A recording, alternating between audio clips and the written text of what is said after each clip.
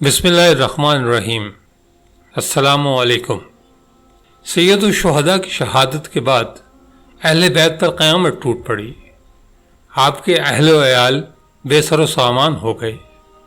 صاحب ناسخ التواریخ اور دوسرے مورخین نے لکھا ہے کہ حضرت امام حسین کی شہادت کے بعد جب منادی نے غیب سے الا قتل الحسین بکربلا کی آواز بلند کی تو جناب زینب نے حضرت امام زین العابدین کو جگایا اور کہا کہ بیٹا اٹھو، پدر بزرگوار شہید ہو گئے ہیں۔ حضرت امام زین العابدین ہوش میں آئے اور زینب کبریٰ سے فرمایا کہ پھوپھی جان آپ بچوں کو سنبھالیے، میں وہیں آتا ہوں۔ حضرت زینب اہل حرم کے خیموں کی طرف روانہ ہو گئیں، لیکن بیمار کربلا شدت مرض اور کمزوری کی وجہ سے پھر غش کھا کر گر پڑے۔ ادھر مقتل میں امام حسین کا لاشا گھوڑوں کی ٹاپوں سے پامال کیا جانے لگا اور ادھر فوج یزید شمر لعین کی قیادت میں اہل بیت کو لوٹنے کے لیے خیموں میں گھس آئی۔ پردہ دار خواتین کے سروں سے چادریں اور بچوں کے کانوں سے گوشوارے تک اتار لیے گئے، جس سے کئی بچوں کے کان لہو لہان ہو گئے۔ حضرت امام زین العابدین اپنے خیمے میں بستر علالت پر بے ہوش پڑے تھے۔ شمر کچھ ساتھیوں کو لے کر وہاں پہنچا۔ جناب زینب نے یہ ماجرا دیکھا تو بچوں اور بیویوں کو چھوڑ کر بھتیجے کے خیمے کی طرف دوڑیں۔ شمر نے علی ابن حسین کا بستر گھسیٹ کر مظلوم کربلا کو فرش پر گرا دیا۔ سید سجاد غش سے چونک پڑے اور شمر لعین کو دیکھ کر اٹھنے کا ارادہ فرمایا۔ شمر ہاتھ میں خنجر لے کر آپ کو شہید کرنے کے ارادے سے بڑھا۔ اتنے میں جناب زینب خیمے میں داخل ہوئیں اور بیمار کربلا سے لپٹ کر شمر سے کہا کہ اے شمر، جب تک میں زندہ ہوں اپنے بھائی کی نشانی کو نہیں مٹانے دوں گی۔ حمید بن مسلم کا بیان ہے کہ اس دوران لشکر کا سردار عمر ابن سعد خیمہ گاہ تک پہنچ گیا۔ اس نے جب یہ صورتحال دیکھی تو گوشہ چشم سے شمر کو منع کیا اور اس طرح علی ابن حسین کی جان بچ گئی۔ علامہ ابن جوزی کا بیان ہے کہ اہل بیت کے خیموں کو آگ عمر ابن سعد کے حکم سے لگائی گئی۔ اس وقت خواتین کا یہ عالم تھا کہ وہ ڈرے سہمے بچوں کو گود میں اٹھائے ہوئے ادھر سے ادھر بھاگ رہی تھیں، لیکن کسی جگہ امان نہ ملتی تھی۔ جب ایک خیمہ جلنے لگتا تو دوسرے خیمے میں چلی جاتی، یہاں تک کہ پورے خیمہ گاہ میں آگ کے شعلے بھڑک اٹھے۔ جناب زینب نے سید سجاد سے پوچھا، بیٹا اب عورتوں کے لیے کیا حکم ہے؟ امام نے فرمایا کہ ان سب کو لے کر باہر نکلیں۔ 11ویں محرم کی شب زینب کبریٰ نے اپنے تمام بچوں اور بیویوں کو ایک جلے ہوئے خیمے میں جمع کیا۔ پھر جو بچے غارت گری اور ظالموں کے ظلم سے بچنے کے لیے میدان میں نکل پڑے تھے، انہیں اس اندھیری رات میں دیر تک تن تنہا ڈھونڈ ڈھونڈ کر لاتی رہیں۔ سید سجاد کا یہ عالم تھا کہ بخار کی شدت سے مسلسل غش پر غش آ رہے تھے۔ اگر کبھی آنکھ کھول لیتے تو آپ کی چھوٹی پھوپھی ام کلثوم آپ کا سر دبانے لگتی تھیں اور آپ پر پھر غشی طاری ہو جاتی تھی۔ جناب زینب جب سب بچوں کو اکٹھا کر چکی اور امام حسین کی 4 سالہ بچی سکینہ کو بھی، جو اس ہنگامے میں گم ہو گئی تھی، قتل گاہ سے گود میں اٹھا کر لے آئیں تو اپنی چھوٹی بہن ام کلثوم کو ان سب بچوں کی نگہبانی اور دیکھ بھال کی ہدایت فرمائی۔ خود ایک ٹوٹا ہوا نیزہ اٹھا کر نگہبانی کے لیے چلیں اور رات بھر اس لٹے ہوئے قافلے کے گرد گھومتی اور حفاظت کرتی رہیں۔ اس دوران ایک بار سید سجاد کو غش سے قدر افاقہ ہوا تو ذمہ داری کے احساس نے آپ کو مرض کی تمام تکالیف بھلا دیں اور فوراً عصا لے کر بستر علالت سے اٹھ کھڑے ہوئے اور حفاظت کے فرائض کی انجام دہی میں پھوپھی کا ساتھ دیتے رہے۔ حمید بن مسلم بیان کرتا ہے کہ نصف شب کے بعد اس نے کئی تکبیروں کی آواز سنی، جس سے اندازہ ہوتا ہے کہ زین العابدین اپنی عادت کے مطابق ہوش میں آتے ہی عبادت الہی میں مشغول ہو جاتے تھے۔ بیمار کربلا نے قیامت خیز رات عبادت الہی میں گزاری۔ صبح ہوئی تو یزید کی فوج نے ابن سعد کے حکم سے اپنی طرف کے مقتولین کو دفن کر کے بیمار کربلا کے پاؤں میں دوہری زنجیریں، گردن میں طوق اور ہاتھوں میں ہتھکڑیاں ڈال دیں۔ اہل حرم کی پردہ نشین عورتوں کے بازوؤں میں رسیاں باندھ دی گئیں اور قافلہ اہل بیت کو دربار کوفہ لے جانے کی تیاریاں ہونے لگیں۔ ظہر کے بعد خواتین اہل بیت اور انصار حسین کی بیویوں کو بے کجاوہ اونٹوں پر سوار کیا گیا، شہداء کے سر نیزوں کی نوک پر بلند کیے گئے۔ سید سجاد کو اس اسیر قافلے کا سردار معین کیا گیا اور آپ اپنی بے ردا ماں بہنوں کے ناکوں کے مہار پکڑے، خود لوہے کی زنجیروں میں جکڑے جلتی ریت پر پیادہ کربلا سے کوفہ کی طرف چلے۔ سید سجاد کا یہ عالم تھا کہ آپ کا تمام بدن پہلے ہی سے جل رہا تھا، اوپر سے سورج کی گرمی اور نیچے سے تپتی ہوئی ریت، جسم پر آفتاب کی کرنوں سے دہکتا ہوا لوہا۔ بس انہی کا دل جانتا ہوگا کہ مصائب کی ان منزلوں سے کس طرح گزرے۔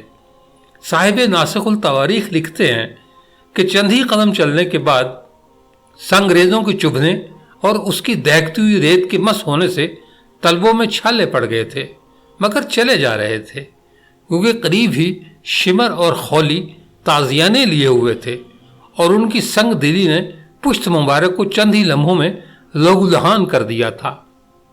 کربلا سے منزل بمنزل یہ کلفتیں اور اذیتیں جھیلتے ہوئے کئی روز کے بعد یہ قافلہ کوفہ پہنچا۔ طبری اور دیگر مورخین نے اس واقعے کو اپنی اپنی تواریخ میں نقل کیا کہ خزیمہ اسدی کہتے ہیں کہ اتفاق سے اسی روز میرا گزر کوفے سے ہوا، جبکہ سید سجاد اور ان کے اہل بیت رسالت کے قیدیوں کا قافلہ کوفے میں داخل ہو رہا تھا۔ ابن زیاد کے حکم سے شہر کو نواسے رسول کے قتل کی خوشی میں سجا کر جشن منایا جا رہا تھا۔ کوفے کے والی کو حکم ملا تھا کہ وہ 1000 سوار اور پیادے لے کر بازاروں میں گشت کرے اور جہاں کہیں اہل بیت کے چاہنے والے پائے ان کی گردن اڑا دے۔ لوگوں کو یہ بھی بتایا گیا تھا کہ ایک باغی نے خلیفہ وقت پر خروج کیا تھا، اس لیے قتل کر دیا گیا اور اس کے خاندان کو میدان جنگ سے قیدی بنا کر لایا جا رہا ہے۔ تمام لوگ قیدیوں کا تماشا دیکھنے کے لیے ہر جگہ ہجوم کیے ہوئے تھے۔ عورتیں اپنے بچوں کو لے کر گھروں کی چھتوں پر بیٹھی تھیں۔ جب نبی زادوں کا تباہ حال قافلہ کوفے کے بازاروں سے گزرا، لوگوں نے شہیدوں کے سروں کو نیزوں کی نوک پر، مصیبت زدہ یتیم بچوں کو ایک رسی میں بندھے ہوئے اور بے ردا بیویوں کو بال بکھرائے بے کجاوہ اونٹوں پر سوار دیکھا تو وہ بے ساختہ رونے لگے اور بعض کی چیخیں نکل گئیں۔ جناب زینب نے جب یہ آوازیں سنی تو بڑے پرجلال لہجے میں کوفے والوں سے مخاطب ہو کر کہنے لگی، رونے والوں چپ رہو اور میری بات سنو۔ اس خطاب سے تمام مجمع میں سناٹا چھا گیا۔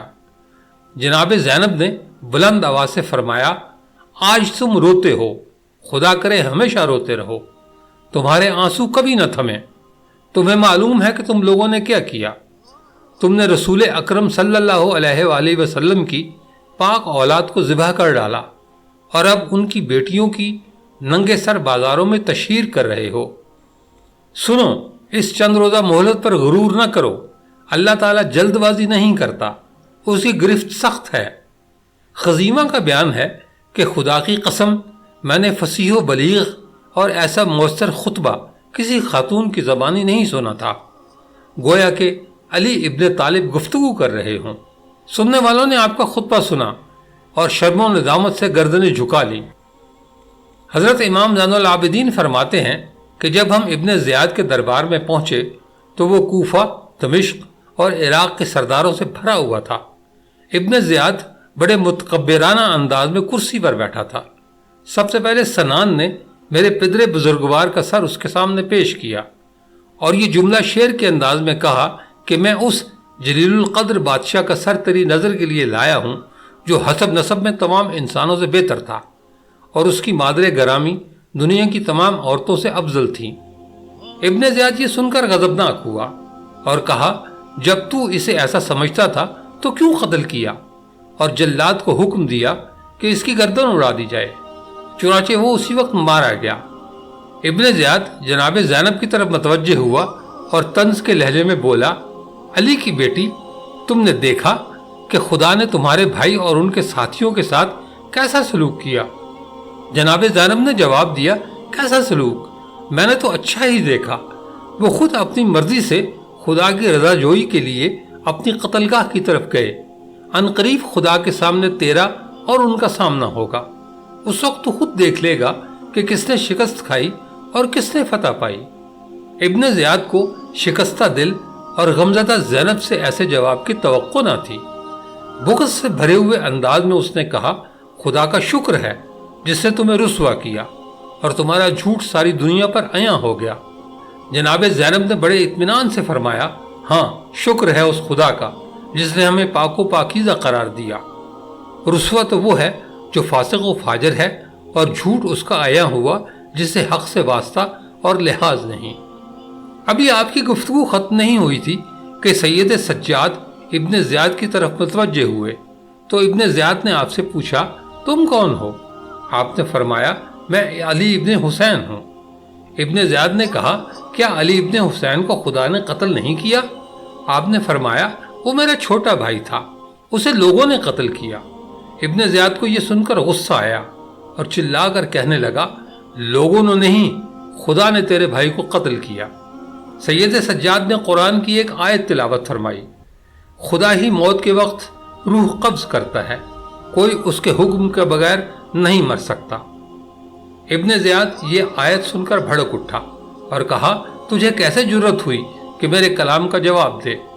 یہ کہہ کر ابن زیاد امام حسین کے سر مبارک کی جانب متوجہ ہوا جو اس کے سامنے ایک تشت میں رکھا ہوا تھا۔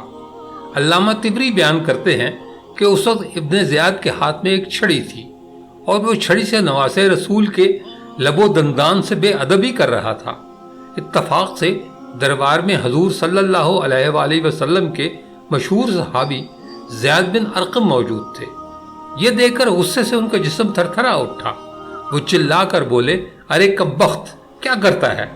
میں نے رسول اللہ صلی اللہ علیہ وآلہ وسلم کو اپنی آنکھوں سے دیکھا ہے کہ وہ حسین کے انہی لب و دندان کو جن کے ساتھ تو یہ گستاخی کر رہا ہے پیار کرتے تھے اور چومتے تھے۔ زید بن ارقم یہ کہہ کر چیخ کر رونے لگے اور دیکھتے ہی دیکھتے ابن زیاد کی محفل مجلس عزا بن گئی۔ ابن زیاد یہ دیکھ کر بہت بھرم ہوا اور نعوذ باللہ کہنے لگا، اے اللہ کے دشمن، خدا نے ہم کو فتح دی اور تو روتا ہے؟ خدا تجھے مار ڈالے، تو بھی انہی میں سے ہے۔ اگر تو بڑھاپے سے ضعیف نہ ہوتا تو میں ابھی سے ہی گردن اڑا دیتا۔ زید بن ارقم نے کہا، اے ابن زیاد، خدا کی قسم، میں نے خود رسول اکرم صلی اللہ علیہ وآلہ وسلم کو ایک دن دیکھا کہ حضرت حسن کو دائیں زانوں پر اور حضرت حسین کو بائیں زانوں پر بٹھا کر ان کے سروں پر اپنے دست شفقت رکھے ہوئے تھے اور فرما رہے تھے، خداوندہ، میں ان دونوں بچوں کو تیرے اور تیرے نیکوکاروں کے سپرد کرتا ہوں۔ اے ابن زیاد، تو نے امانت رسول کی خوب نگہبانی کی۔ یہ کہہ کر زید بن ارقم دل برداشتہ ہو کر دربار سے نکل گئے۔